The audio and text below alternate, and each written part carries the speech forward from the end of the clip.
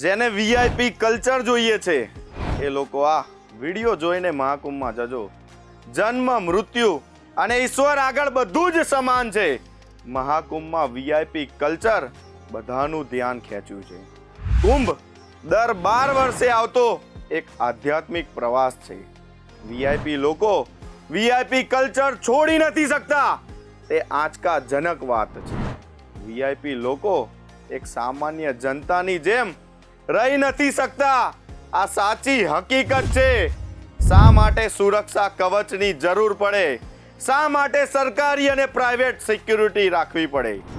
વીઆઈપીઓને જો આધ્યાત્મિક પ્રવાસ પણ સિક્યુરિટી જોઈતી હોય તો આ કયા પ્રકારનું આધ્યાત્મિક છે?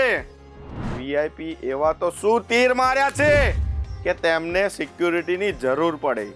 સલામતીનો આટલો મોટો રસાલો લઈને મહાકુંભમાં આવવું પડે છે. આને આધ્યાત્મિક યાત્રા ન કહેવાય, પણ આને જુગાડું કહેવાય.